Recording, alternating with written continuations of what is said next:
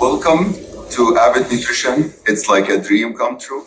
All of us to see all the great fellows, faculty, and trainees coming to Abbott Nutrition, as Paul and I had this shared vision of, and Michael and all of the rest of the faculty, of developing the next generation of physician nutrition specialists, but also the next educated and researched and trained dietitians and healthcare professionals in nutrition.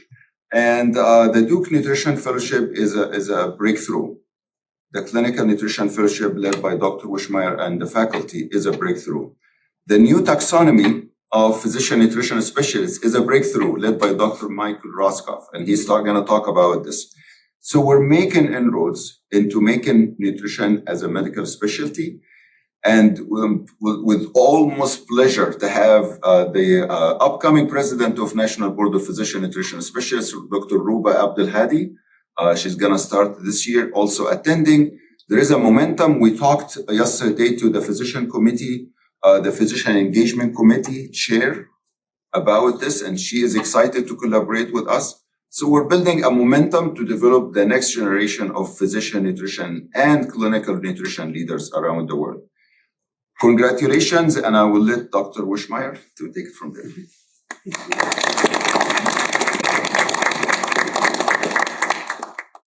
And I want to second that this is a dream that Rafat and I have talked about for many years. I think we've known each other probably 25 or 30 years, and we've for many years said, you know, the specialty of clinical nutrition, especially from the physician side, is really a bit in crisis, right? There are fewer and fewer of us from the past generations that are doing this, right? There was the period in the 80s and the late 70s when parental nutrition was new and was a big part of a surgical dominated specialty. And then that progressed to the gastroenterologist being more engaged in the specialty. And we have some of those people here. But then I think as gastroenterology became such a procedural specialty, there was less and less of us to do this anymore. And I think we have always thought this is a critical future for not just what we do, but for our patients. And without doubt, right, I think unrecognized malnutrition and nutrition-related diseases are the number one cause of death in the US and around the world. And perhaps the biggest silent epidemic we all face and our patients face. And so the role we play is essential, and the role you will play as the future of our specialty is essential. And so we could not be more thrilled and more proud to be able to train and grow with you. And we want this to be a career-long, lifelong relationship. This isn't just 24 weeks or 26 weeks of an interaction. And I think that's borne out by you see some of the previous graduates sitting with us today and continuing to grow, and we're watching them grow further. So with that, I want to introduce the video that will talk a bit about the fellowship, and I want to echo the thanks to Stacy and all the work that the Abbott team did to make this happen, and all the work they do to allow us to have the opportunity to interact, educate, and learn from you. So I have to say I learn more from what you do around the world than I think we teach you sometimes, but I think it's wonderful interaction. We are proud to honor the 2024 graduating class of the Duke Online Clinical Nutrition Course and Fellowship. Here are the graduates. Dr. Khaled Alazemi, Online Fellowship graduate.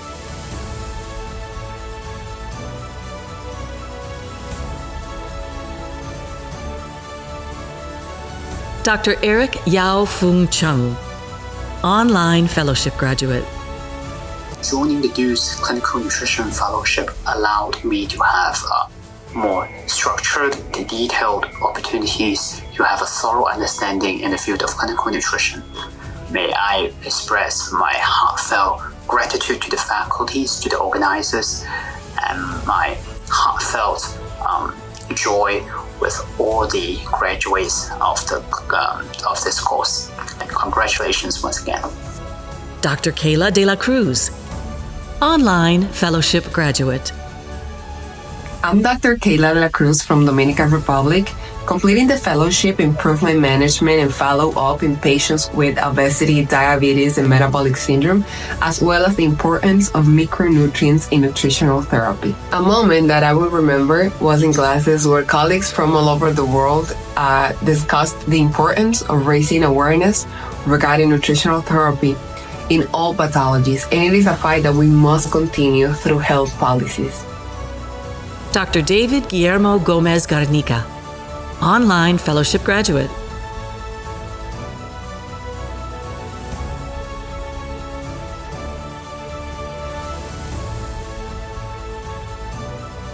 Dr. Jeremy Gillespie, online fellowship graduate. I went through Duke's clinical nutrition program, and one of the many things that I learned and stuck with me that I still practice now is partnering early and often with a dietitian. Using their expertise is absolutely essential to optimizing my patients' treatment plans, as many of their GI disorders are intricately linked with the foods that they eat. Dr. Paul Hennig, online fellowship graduate. Dr. James Hickey, online fellowship graduate. Hello, I'm Dr. James Hickey, and I'm part of the 2024 cohort of fellows. And with the breadth of nutrition and metabolic topics addressed during the fellowship, within my field, I envision it shaping my contributions to pre- and post-operative bariatric surgery optimization, lean body mass preservation for weight loss medications, and also for malnutrition identification and treatment in the disordered eating populations that I evaluate. So, thank you. Dr. Adoranke Jejed, online fellowship graduate. The Duke Nutrition Fellowship Program has shaped our approach patient care overall as a hospice. The renowned faculty, the discussion group, all encompasses healthcare professionals from diverse backgrounds, and this has exposed me on how to apply clinical nutrition intervention in complex medical settings. The case-based discussions and modules are provided invaluable insights and inputs from various specialties. I'm so excited to have been part of this program. Dr. Joaquim Lobato, online fellowship graduate.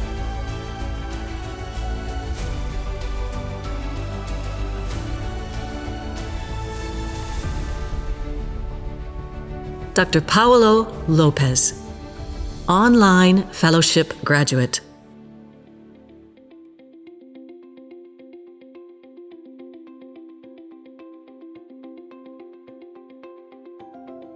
Dr. Ernesto Pinto, online fellowship graduate.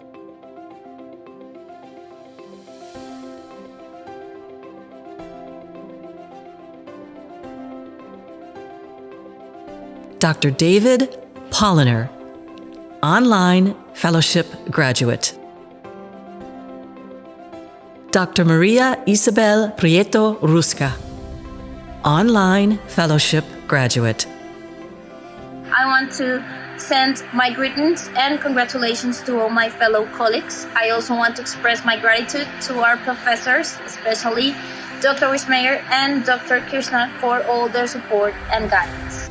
Dr. Wisam Zeher Salima, online fellowship graduate. The Duke Nutrition Fellowship was transformative for me, changed my perspective on perioperative and critical care management. The program highlighted not only the importance of nutrition in this critical setting, but the necessity of its practical application. Now I can approach my complex patient scenarios with much deeper understanding of the critical role nutrition plays in metabolism, recovery, and outcomes. Dr. Nazia Siddiqui, online fellowship graduate.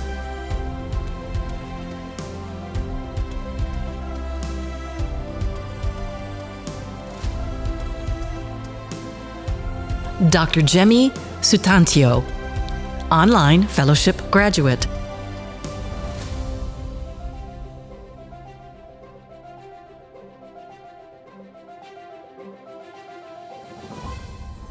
Dr. George S. Tseng, online fellowship graduate.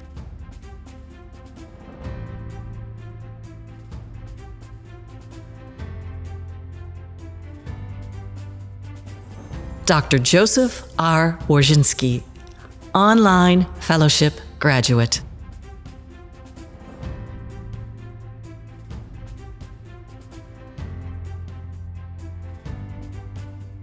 Nicole Curtis, online course graduate. A defining moment of the Duke Clinical Nutrition course for me is when I realized I was learning from and had access to and could ask questions to the leading authors of critical care nutrition in the world. It was an incredibly humbling experience and empowering experience to find myself engaging with the very people who had created research and insights into what has shaped our field of clinical nutrition. Paola Renata Lamoy Dominguez, online course graduate.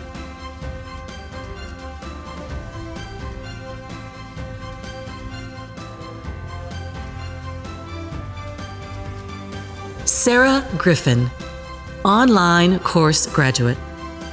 The Duke Nutrition Fellowship has really catapulted me into the next section of my career to be able to say I did this program at a internationally recognized college like Duke, and the content of the fellowship and online course itself was so excellent. Jenny Harrington, online course graduate.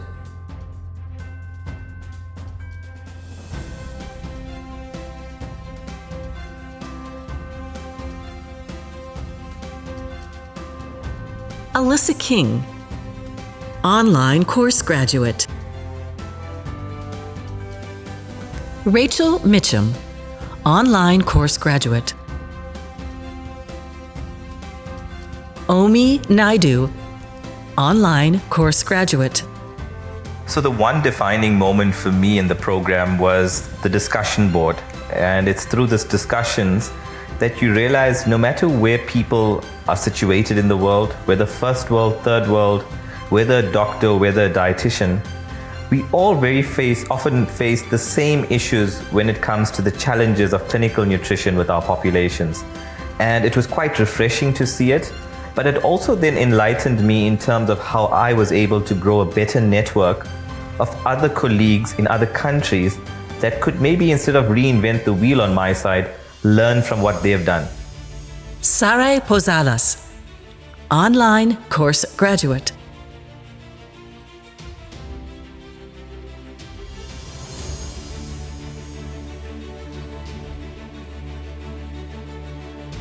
Dr. Marwin Soden, online course graduate.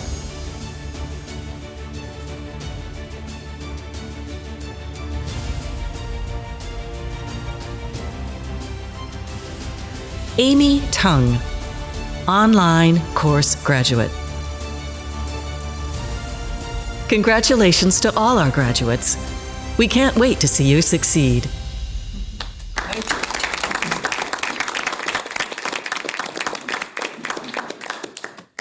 So I think before we get to the actual graduation portion, I just wanted to highlight to all of you the breadth of the number of people that have been and are being trained. So we've had 225 total participants to date, and that includes the full fellows, the course participants, the RDs and non-physicians, which this year includes physician assistants and some other disciplines, some nurses. And then, of course, the growing numbers as we've moved along. And the reason the numbers change so much is some of these numbers include people who only may have taken one module, or they took 3 modules. So those of you who are full, there's a few in the room right now actually, who are taking this year's course, you'll notice, and you guys probably noticed too, there were people that came in and out that would take 1 or 2 or 3 modules based on their interests and specialty. So our focus obviously is our full fellowship and full course trainees, but we try to leave at least 5 spots for people from around the world who want to take a focused course or module or group of modules in their area of interest. And so you can see the numbers have changed some, and so that's where those numbers come from. But it's a large and growing number. We're trying to find ways to facilitate more. And I think we always have more interest than we have spots. And so hopefully we can continue to be creative and find ways to include more people and yet still keep the intimacy that I think makes it great. And these are some pictures from last year's graduation at the ASPEN meeting. So, and some of you are here obviously today, which we are thrilled. And again, what I think Rafat's and mine and all the faculty's real desire and mission is for this to be an ongoing relationship that leads to mentorship and growth and opportunities and community to form in our specialty. Because again, as I said, I don't want this to be a 6-month interaction. I want this to be a career interaction. And we are brainstorming actively ways to continue to create opportunities for you to be mentored by our faculty around the world. Preceptorships, perhaps at Duke, perhaps in Brazil with Isabel, perhaps opportunities for you to visit institutions and perhaps spend 1, 2, 3 weeks with us, learning techniques, learning interventions, metabolic cart, muscle ultrasound, CPET testing, the new and growing personalization techniques that I think again will continue to take our specialty to the next level of objective measurement of malnutrition, of nutritional need, of exercise tolerance and cardiometabolic function. And so we've already started preceptorships. We've had 2 preceptorships in the last year at Duke that were 2-day experiences. We had a group from Mexico, 10 or 11 people, and a group from Asia that have already visited. And we're looking for ways specifically to you as our fellows, but also to trainees from around the world to create these interactions. And maybe not just at Duke, but in institutions that are closer to home for a lot of you. So I think that's really critical, but I think we couldn't be more proud of the graduates we have and the graduates we continue to have. So I think something else we're really proud of is we've already had a number of trainees, one of them sitting in the room right now, who have completed their boards and been certified in the MPBNS board certification. Okay, here and Fouad Basheli, who is now our director of TPN and nutrition at our Duke Regional Hospital. He's a hospitalist. And is directing TPN and nutrition in that institution. This year, we know at least a few more people who are planning to take the exam from last year's class. Some of the GI fellows you saw, and others are looking to take it. So we are really proud of you guys, and we hope that we continue to have more people. Again, this is an international opportunity. You don't have to be from the U.S. to take this board. So I think that's great. And then, as many of you know, we think, yes, we need to train you in clinical nutrition, but we also need research, and we need to continue to grow the science of our specialty. And I think we have very few opportunities to do that in our specialty. There isn't necessarily the research opportunities that some other specialties offer.